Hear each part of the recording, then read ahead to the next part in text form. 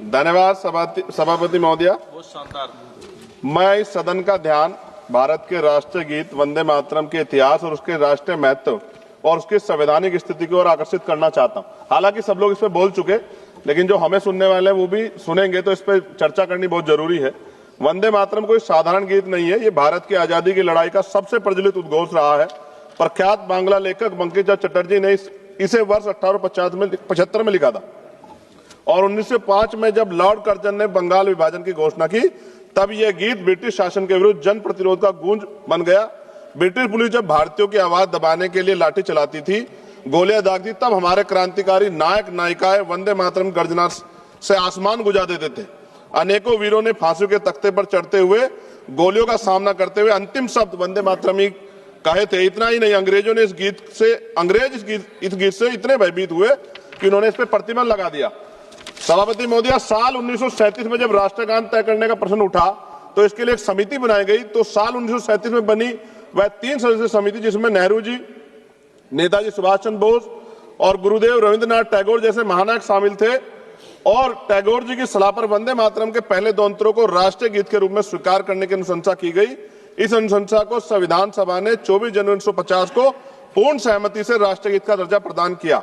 ऐसे में आज उसकी स्थापित स्वीकृत और सर्वमान्य स्थिति पर अनावश्यक विवाद खड़ा करना न केवल इतिहास के तथ्य और संविधान की मर्यादा के विपरीत है, बल्कि यह उन महान विभूतियों, विशेषकर बोस जी और रविन्द्रनाथ टैगोर का भी अपमान है, जिन्हें आज भाजपा स्वयं अपना आदर्श बताती। मुझे याद है कि प्रधानमंत्री जी, पूर्व का जो पश्चिम बंगाल का चुनाव हुआ था, माननीय प्रधानमंत्री जी टैगोर जी का लुक धारण करके हमने सबने देखे। ऐसे में उन्हें टैगोर जी की स्पष्ट सलाह पर निर्धारित राष्ट्रीय गीत की स्थिति पर सवाल उठाना उनके विचारों और उनके ऐतिहासिक समिति दोनों के प्रति असम्मान की श्रेणी में आता है।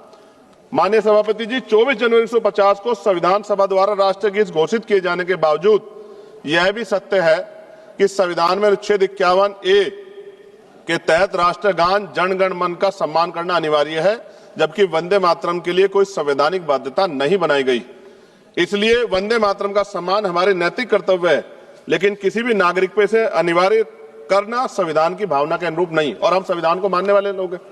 हमारे महान स्वतंत्रता सेनानियों ने एक ऐसा भारत चाहा था जहां देशभक्ति, स्वतंत्रता और सबकी आस्था तीनों का सम्मान साथ साथ रहे। वंदे मातरम इस देश की आत्मा में बसता है, परंतु देशभक्ति को किसी एक नारे, एक गीत या एक प्रतीक तक सीमित करना भी उचित नहीं। हमारा भारत संविधान, विविधता और स्वतंत्रता पर विश्वास करने वाला है। इसी संदर्भ में मैं संविधान निर्माता परम पूज्य डॉक्टर बाबा साहब अम्बेडकर की एक अमर पंक्ति कोट करना चाहता हूं, जिसमें उन्होंने कहा, राष्ट्र व्यक्ति से बनते, मिट्टी से नहीं बनते।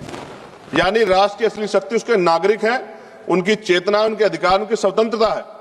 मैं इस सदन में यह भी कहना चाहता हूं कि वंदे मातरम हमारा गर्व है, हमारी विरासत है, लेकिन गर्व को कभी जबरन थोपा नहीं जाता, गर्व दिल से स्वीकार किया जाता है। वंदे मातरम वो गीत है जिसने अंग्रेजी साम्राज्य हिला दिया था।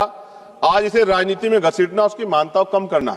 वंदे मातरम हमें जोड़ता है, तोड़ने की पहचान भी बताता है। जब इसे हथियार बनाए और उनकी नीयत देश नहीं, सिर्फ आपकी अपनी राजनीति चमकाना हो। सभापति महोदय, आज भी अगर कहीं कोई आंदोलन होता, मैं एक अधिवक्ता हूं, उत्तराखंड के देहरादून में अधिवक्ता 29 दिन से कड़क ठंड में बैठे हैं, इसी राष्ट्रीय गीत को गुनगुनाते हुए आंदोलन कर रहे हैं कि हमें सरकारी चैम्बर सरकार उत्तराखंड की दे। मैं बात आपको इसलिए कह रहा हूं, हमने किसान आंदोलन देखे, पहलवान बेटियों का आंदोलन देखा, अध्यापकों का आंदोलन देखा, युवाओं का आंदोलन देखा, लेकिन मैं ये भी मानता हूं कि सत्ता इस पर राजनीति कर रही है। और अंत में सभापति महोदय, वंदे मातरम है दिल की धड़कन, इसे लड़ाई की दीवार मत बनाओ, इसे लड़ाई की दीवार ना बनाओ, मां के नाम पर नफरत की राजनीति का बाजार ना सजाओ। हम सम्मान से कहेंगे, फर्ज है हमारा, पर किसी नागरिक की आजादी पर पहरा ये संस्कार नहीं है हमारा। सभापति जी, इतिहास पे बात होगी, जो आज नहीं है उन पे बात होगी, लेकिन वर्तमान पे भी तो बात होनी चाहिए ना। वर्तमान पे इतिहास से हमें सीख लेनी चाहिए। आज क्या हाल है देश के? बुनियादी सुविधाएं लोगों को नहीं मिली, रोटी कपड़ा मकान की व्यवस्था नहीं है, और जुल्म जाति अन्य अत्याचार दलितों पे, पिछड़ों पे, मुसलमानों पे, आदिवासियों पे लगातार जारी। और कोई कहने सुनने वाले जब भी कोई अपनी आवाज उठाएगा, उसको देश विरोधी घोषित कर दोगे, धर्म विरोधी घोषित कर दोगे। इस प्रथा से क्या देश आगे बढ़ सकता है? एक ऐतिहासिक प्रमाण बता रहा हूं जी, खत्म करते हुए ऐतिहासिक प्रमाण बता रहा हूं। राम प्रसाद मिसमिल जी ने आजादी की लड़ाई के लिए हिंदुस्तान रिपब्लिकन एसोसिएशन बनाया चाह रहे, लेकिन जब उन्हें लगा कि एक धर्म के लोग या एक जाति के लोग या एक क्षेत्र के लोग आजादी की लड़ाई को नहीं लड़ सकते, तो 1928 में शहीद आजम सरदार भगत सिंह जी ने उसमें सोशलिस्ट वर्ड जोड़ा। हिंदुस्तान सोशलिस्ट रिपब्लिकन एसोसिएशन क्यों बनाया? क्योंकि जब हम मिलकर रहेंगे तभी देश आगे बढ़ सकता है। और मुझे पूरा ऐसा लगा जब मैंने सत्ता पक्ष को सुना कि वो राजनीतिक एजेंडे के जरिए सिर्फ मुसलमानों को टारगेट करते हुए इस बहस को लाना चाहते हैं, उनके पीछे उनका कोई और तर्क नहीं। सभापति जी, खत्म करते हुए मैं ये कह रहा हूं, आज का नौजवान अपना हक मांग रहा है, आज की बेटियां उड़ान चाहती है, उनके लिए सरकार पे कोई योजना नहीं, बस इसी एजेंडे में फंसा के लगातार वो देश के नौजवानों को कुचलना चाहते हैं। ये ज्यादा दिन चलेगा नहीं। मैं आपके माध्यम सरकार से कहना चाहता हूं कि बुनियादी मुद्दों पर चर्चा करें, बेरोजगारी पर चर्चा करें, महंगाई पर चर्चा करें, महिला सुरक्षा पे, सम्मान पे, उनके सशक्तिकरण पे चर्चा करें और देश की तरक्की पे मिलकर कैसे आगे बढ़े इस पर चर्चा करें। बहुत बहुत धन्यवाद। जय भीम, जय भारत, जय संविधान, जय मंडल, जय जोहार। धन्यवाद सभापति महोदय।